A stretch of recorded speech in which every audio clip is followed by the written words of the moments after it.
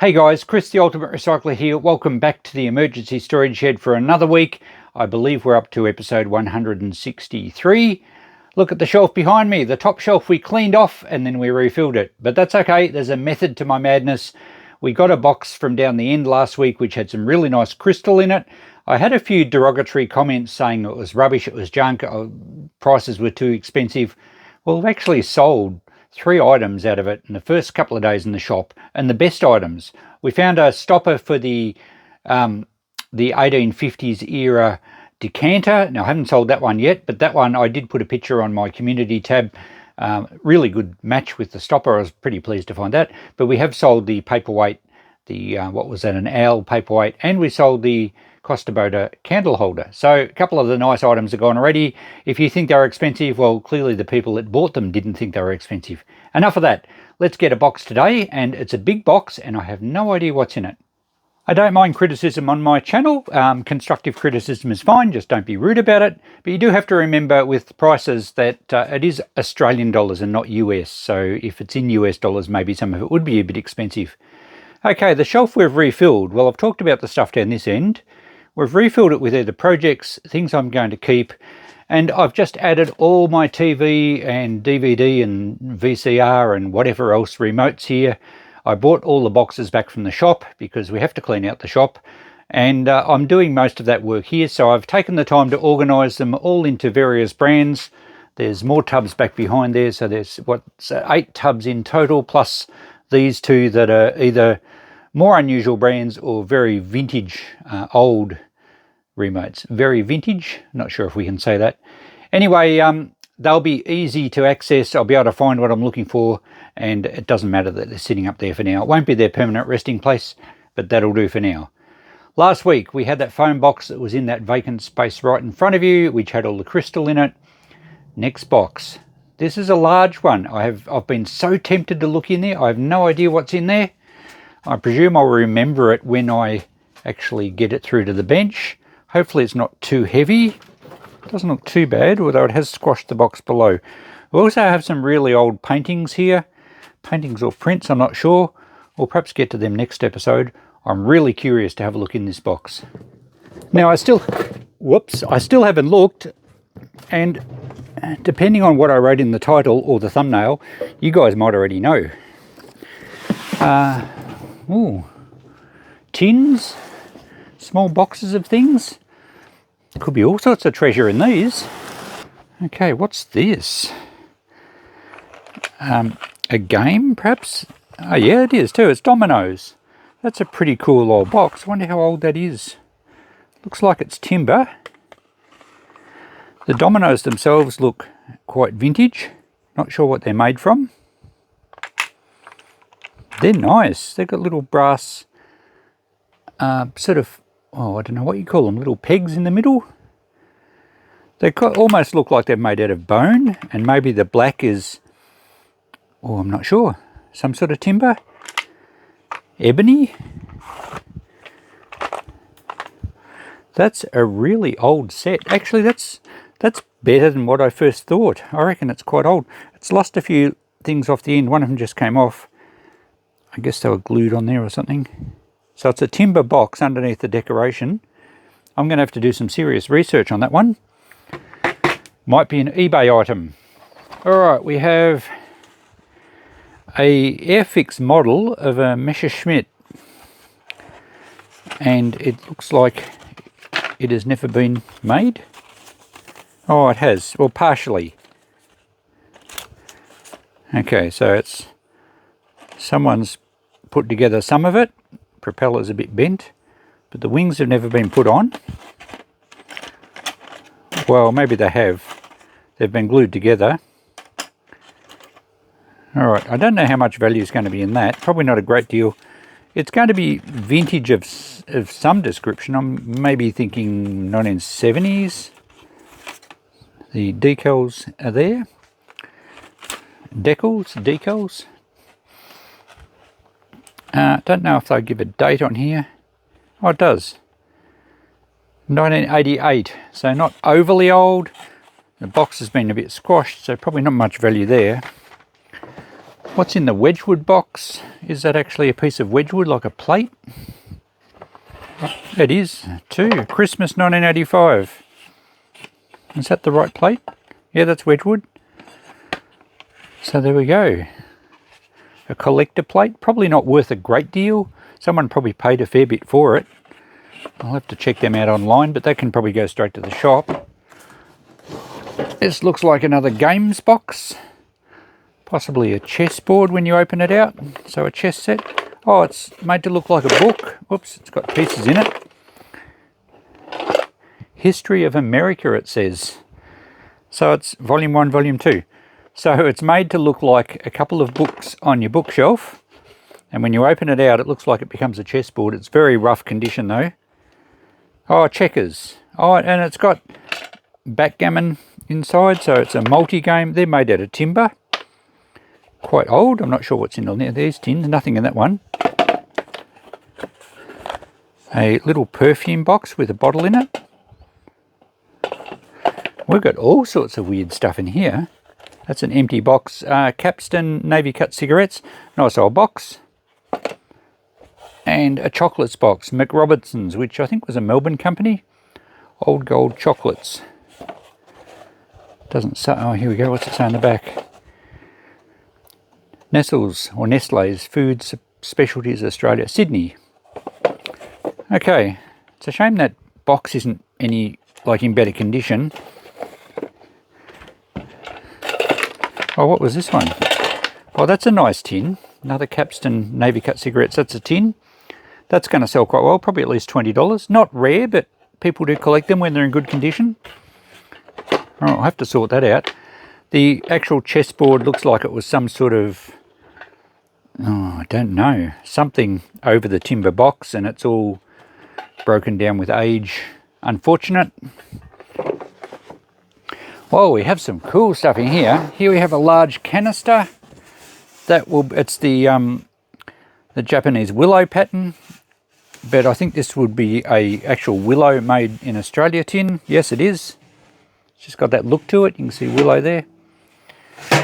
And has it got smaller containers? Oh, it's got another canister in it, but it's not the same pattern.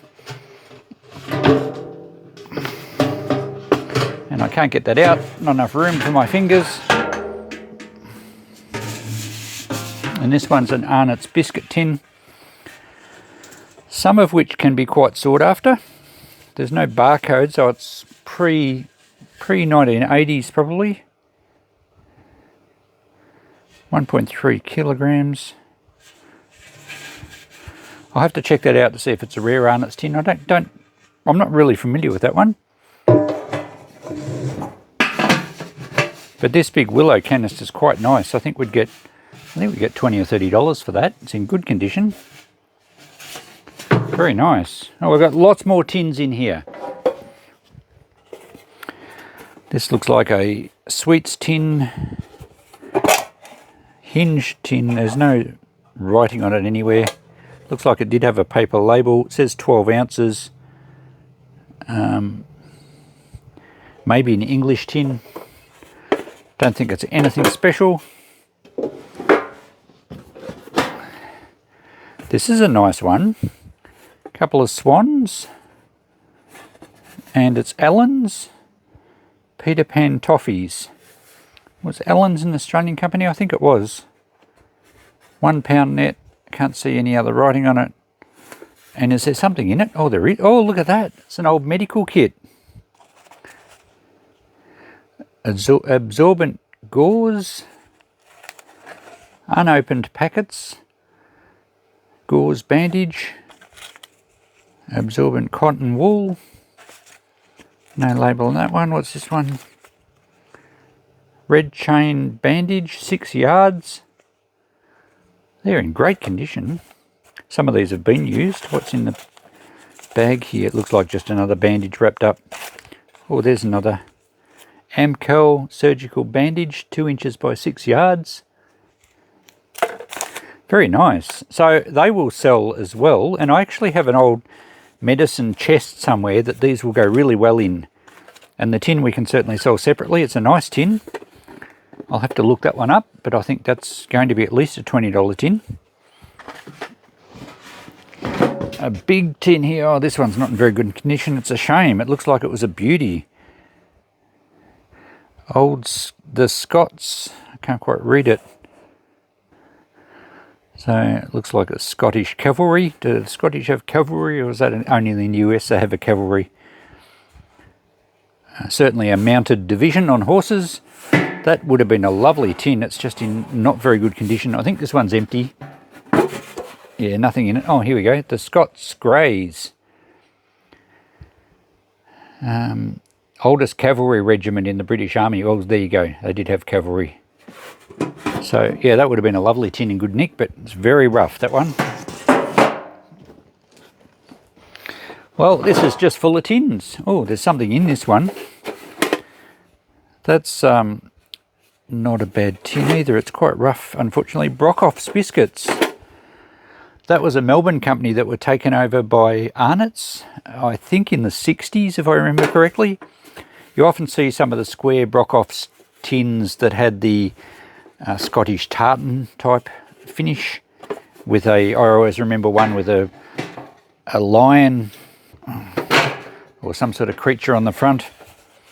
More tins. Cauliflower, was that seeds? No, someone stuck a label on that. That's actually a tobacco tin. I think it'll be worth soaking that label off because the top of the tin might be in pretty good condition. State Express cigarettes, nothing in that. Nice little decorative. This is a soap tin. 30 grams.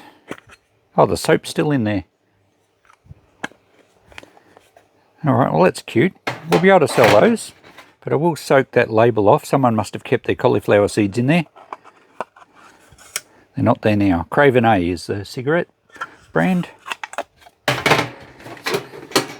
And yeah, that was a nice tin too, but it's just, again, not in very good condition. Cadbury Favourites, 700 grams, so perhaps into the 70s, that one. Oh, it's a barcode, so into the 80s, maybe even later. Not much value in that one. Any tin with a barcode I really don't see much value in.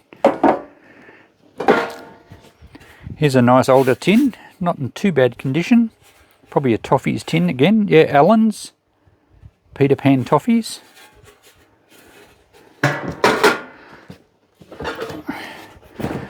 Now this isn't a tin, it's a little display case for maybe what are we thinking? Perhaps some cutlery of some sort? No, there's nothing in it. World Fashion Leader, what was that for? Pens? I'm not sure what was in that, I'll have to look it up. Don't think it's much value, but it's a pretty cute old container. Alright, lots of little tins down the bottom, that's a nice one. Looks very 50s in the picture there, and the colours. Embassy. GJ Coles, Melbourne. That's a lovely tin. Nice and clean too. Alright, well we've got some nice shop stock in here. There's lots of little tins down the bottom. I'm going to have to tip this out. I'm having trouble reaching. I'll clean the desk off and we'll tip it out. Okay, we'll lay the box down at least. There's lots of little ones in here. Looks like some nice tins.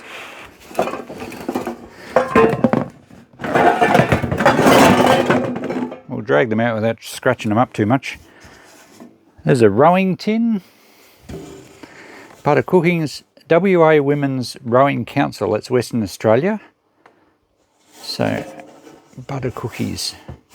Okay, maybe 1970s sometime. Another little tin here. I think that's more modern. That would be sweets. Yeah, no date on it, but I think it's fairly modern. A very old looking tin here. Almost looked like a money box. Yeah, can't see any brands on it. But it's quite an old one. The classic floor polish Fisher's wax polishing tin. They turn up everywhere, and must have made them for a lot of years. Reckitt and Coleman Limited, Melbourne, Australia. Just give a quantity on it, pounds or ounces or 12 ounces. Okay, so it's probably in the 60s. That's in really good condition actually for one that old. A lot of them end up in sheds with nails and screws and things in them. and they get really scratched up and rusty. I can't get the top off, but that's in good condition. But nearly every tin collection has at least one Fisher's wax tin. There's Winnie the Pooh, Walt Disney Productions. Can't see a date. Don't know what it would have had in it. Can't open that one either. Not sure if it's overly old. A ideal pocket spray for the nose and throat. So Moore's had nasal sprays and things like that. I guess that was the little box that the spray thing came in, so that's not a bad little box. Quite an early one by the look of the label.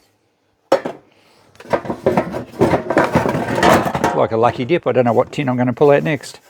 There's a nice old tin in pretty good condition. Hinged lid, a bit rusty on the bottom. Oh, the sides coming apart. Roba tea.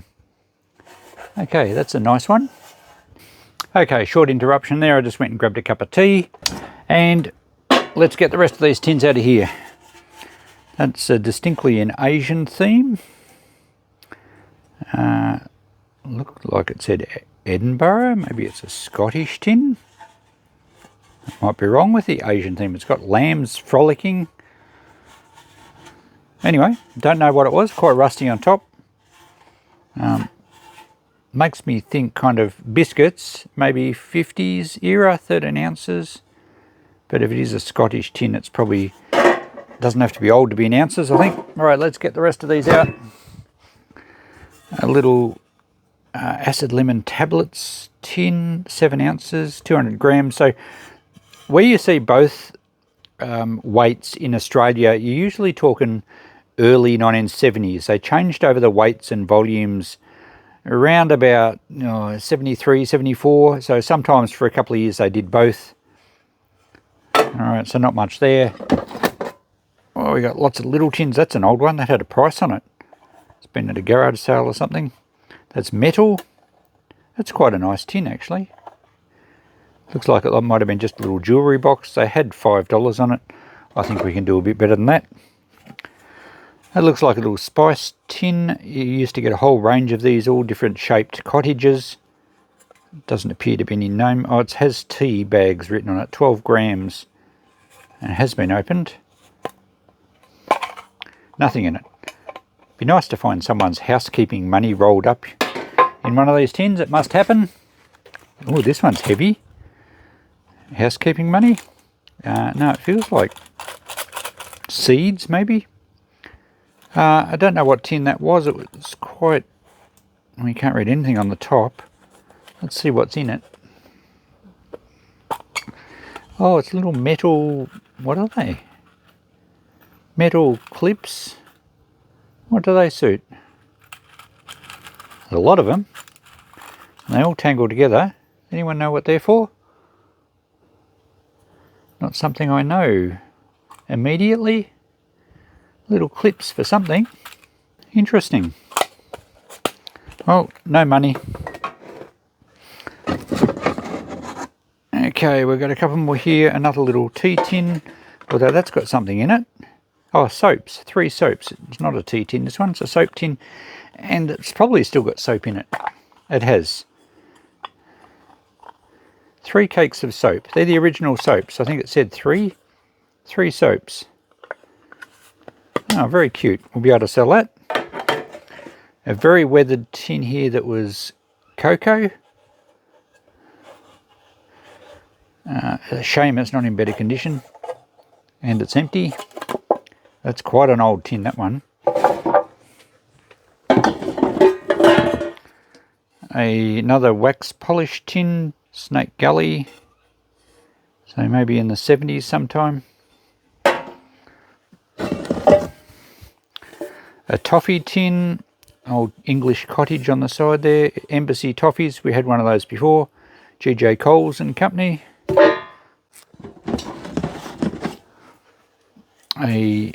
I think this was treacle. I can just make it out. I'm not sure if you see it on the camera. And it says for castrating and tailing elastrator. These were the little rubber rings they put on lambs to castrate them and to basically cut their tail off. But that says treacle. So they've obviously used a lid from another tin. There's nothing in it. It happens to fit. There's a nice tea tin. It's a shame it's not in better condition. Philip and Elizabeth. So perhaps coronation, 1950s. I think there was a Bushels tin. And it would have been tea, like a tea caddy. Top's rusted on. So not in very good condition again. Oh, a coat of arms. Brass too. Lion and a deer, maybe? Now I'm not sure what this was. Interesting. I wonder if someone else has put that on there. It's had a couple of holes put through and just some nuts on the back.